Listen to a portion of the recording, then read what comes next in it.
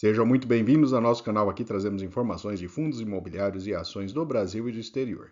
No vídeo de hoje vamos falar do HGLG11. Trata-se de um dos maiores fundos de logística da Bolsa. É um fundo que tem pago aí na casa de R$ 1,10 por cota, né? Mas a gente vai ver que existe um certo problema em relação a esse dividend yield aí que vem sendo pago nos últimos meses, né? Vamos também avaliar as questões de dívida desse fundo, ver sua alavancagem, falar um pouco sobre o portfólio e uma visão geral do fundo e comparando ele com outros fundos de logística na bolsa. Fique com a gente até o final. E se o vídeo ajudar em seus estudos, fique à vontade para curtir, compartilhar e se inscrever em nosso canal.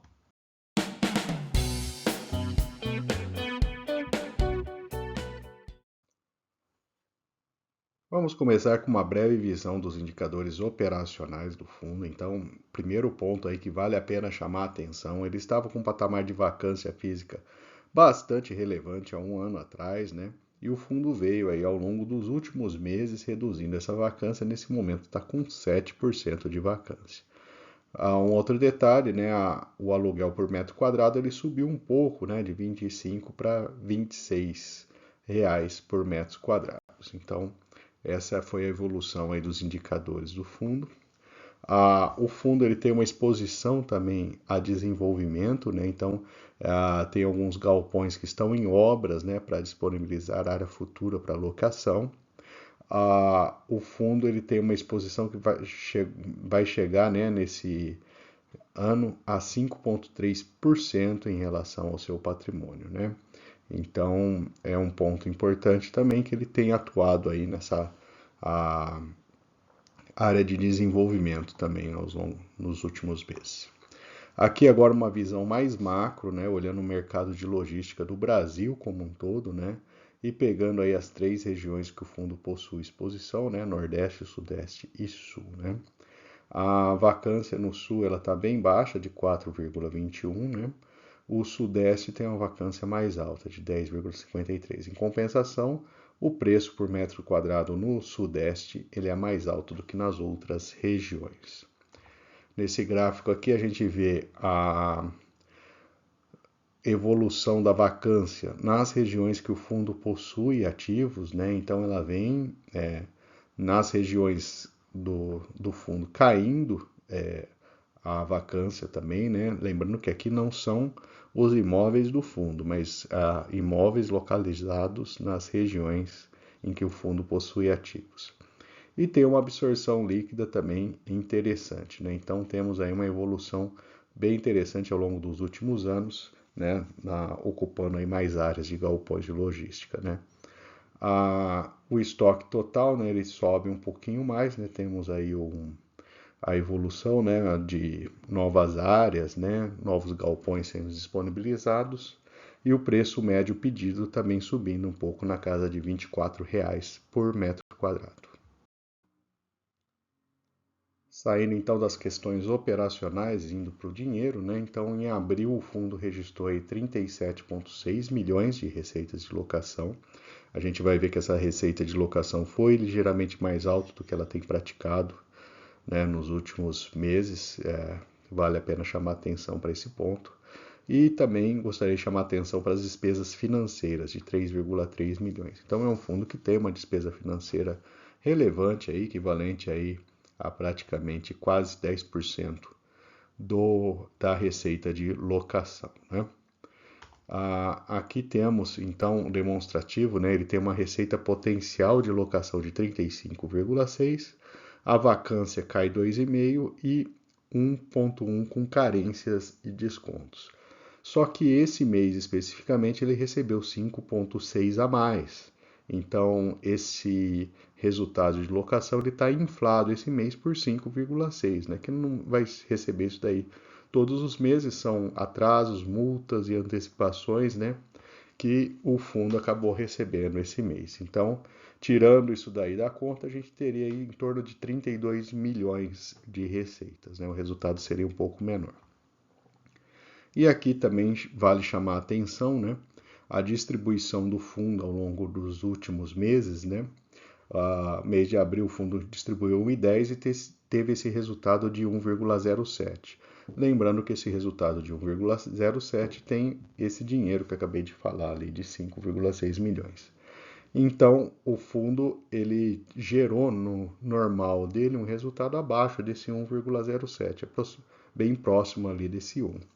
Ele tem ainda uma reserva de 11 centavos por cota a serem distribuídos, né, de operações passadas, ganhos de capital, mas é um valor muito baixo. Então, provavelmente o fundo deve abaixar um pouco essa distribuição, né, a menos que ele tenha algum recebível ali que permita, né, ou faça alguma negociação de imóvel que permita manter um patamar de distribuição mais elevado. Se isso não acontecer, fatalmente o fundo deve diminuir um pouco aí a sua distribuição.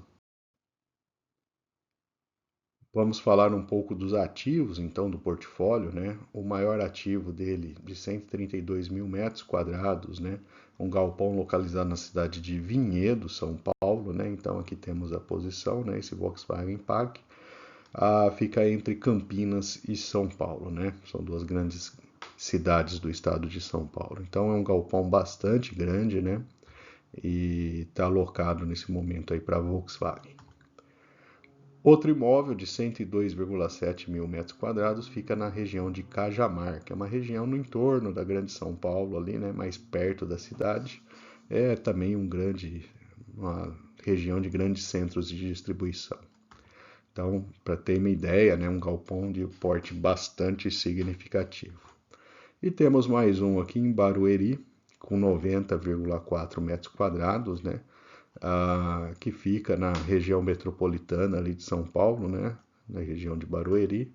E é um galpão também bastante grande e tem uma receita bem interessante para o fundo, né? Por sua proximidade com a Grande São Paulo. O fundo possui uma liquidez bastante interessante, então no mês ali, né, ele girou aí 157 milhões de reais, né, uma liquidez bastante elevada. E o número de cotistas, né, a gente observa aí no horizonte de um ano, saiu de 350 para 470 mil cotistas. Então, é um fundo que tem atraído também bastante atenção dos investidores. A sua rentabilidade, né, quando olhamos aí o rendimento total, né, a curva amarela, a gente observa que ele ficou bem acima aí do IFIX e também do CDI. Então, é um fundo aí que tem um histórico de resultados bastante interessante. Vamos falar também dos piores ativos do fundo, né? Então, temos aqui em Itupeva, São Paulo, né, um galpão de 58,8 mil metros quadrados, né? Ele fica aí na região também entre Campinas e a cidade de São Paulo. É um galpão que apresenta aí a vacância de pouco mais de 30%. Temos um imóvel em São José dos Campos, né? É um imóvel de 69.500 metros quadrados, participação total do fundo, né? Então fica aí próximo à cidade de São José dos Campos, né? Na região aí da rodovia Presidente Dutra, né? Então é um imóvel bastante grande, né? E está apresentando vacância também acima de 30%. E temos um imóvel em Hortolândia, São Paulo, no interior, de quase 8 mil metros quadrados, né? A cidade, para quem não conhece, fica próxima ali na região de Campinas, né? Próximo à capital paulista também, 100 e poucos quilômetros, né? Trata-se de um imóvel aí, né? A maior vacância do fundo, ele possui 45% de vacância, né? Então, uma vacância bem elevada, né?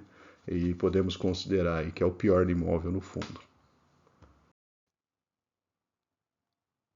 Nessa tabela temos uma visão geral, então, do portfólio, né? Então, um portfólio aí compõe uma área bastante relevante. Temos aqui a distribuição, uma concentração muito grande no estado de São Paulo, mas tendo ativos em Santa Catarina, Pernambuco, Minas Gerais e Rio de Janeiro, né?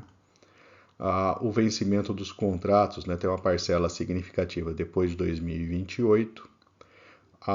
Os locatários, né, temos aí a Volkswagen, Mercado Livre, Carrefour, Leroy Merlin como principais locatários, né, e uma boa distribuição, né, em termos de locatários, né.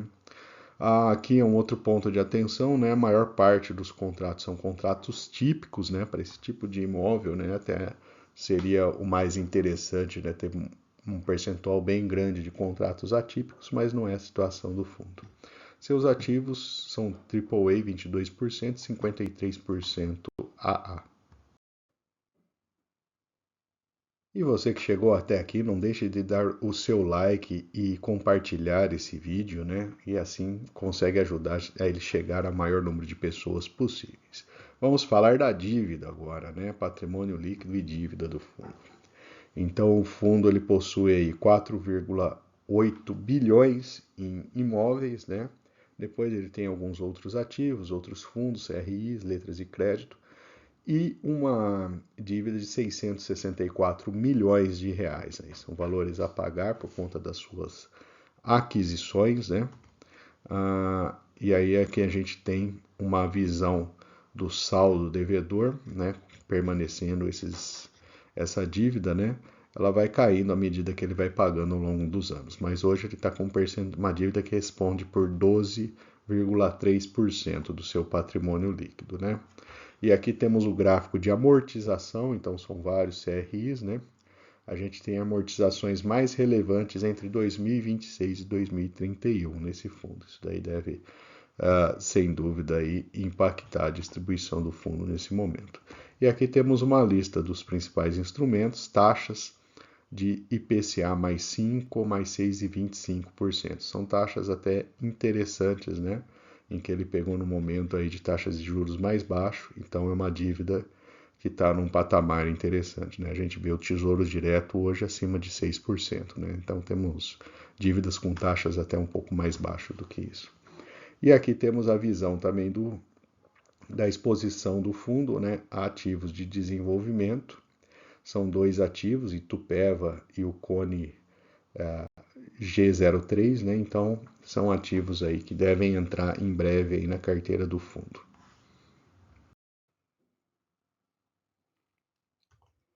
Já a cotação, né? A gente está aí na casa de R$ 162, com dividend yield de aproximadamente 8,4%. E o fundo tem uma média de distribuição até interessante de 1,12 nos últimos 2 anos, né? Mas atenção que ele pode ter aí problemas para conseguir manter esse patamar aí de distribuição, né? Uma vez que a gente viu que o resultado dele está abaixo do que ele tem distribuído nos últimos meses. E agora vamos para uma comparação rápida do HGLG com outros fundos de logística da Bolsa. Pegamos os maiores, né? Então ele tem aqui um patrimônio de 5,3 bi, o dividend yield de 8,4 é o mais baixo do grupo. Então, mesmo com essa distribuição ligeiramente acima do que o resultado mensal aponta, né, por conta de ganhos de capital lá de trás, ele está distribuindo um dividend yield mais baixo do que outros fundos nesse momento. Seu relação preço-valor patrimonial 1,03, o que leva a gente a acreditar que em termos de preço, né, esses R$ 160, ele está um pouquinho acima do que ele deveria valer, né? Então, esse é um ponto de atenção aí para o investidor, né? O dividend yield em 3 anos caiu 3%, né? Outros fundos tiveram aumentos. Liquidez, todos eles têm boa liquidez, um número grande de cotistas, né? E a taxa de administração do HGLG 11, ela é interessante, de 0,6% o valor de mercado. Quem investiu há 1 e há 2 anos atrás, né? Nos dois casos teve resultados positivos, né? Ganhando 10 ou 19%, né? Dependendo do tempo, ficando acima da inflação, sendo um bom investimento de certa forma para o investidor que apostou lá atrás nesse fundo. E finalmente vamos falar dos pontos positivos e negativos para investimentos no HGLG11. O lado positivo, o fundo apresentou redução significativa da vacância no último ano, isso é um dado bastante positivo para o fundo. Ele possui uma excelente liquidez e grande número de cotistas, a rentabilidade histórica bastante positiva, boa diversificação de inquilinos, né, em contratos mais longos, maior parte vencendo depois de 2028, e é um fundo que está fazendo as suas expansões também, em breve deve ter novas áreas aí para alocação. Do lado negativo, o fundo distribuiu quase a totalidade do resultado acumulado, então ele deve, né, provavelmente diminuir esses dividendos nos próximos meses, né, a menos que ele tenha uma venda, uma operação ali que gere um lucro também para ele. 3 ativos que possuem alta vacância, né, acima de 30%. Maior parte dos contratos são típicos, a alavancagem é relevante, a maior amortização acontece lá depois de 2026, né? E o dividend yield menor do que outros fundos de logística nesse momento. E vou aproveitar para deixar nossa playlist de fundos imobiliários. Lá você encontra diversos ativos. E fique à vontade também para curtir, compartilhar, comentar o que você achou desse vídeo. E se você não for inscrito, também deixarei o link aqui para você se inscrever em nosso canal.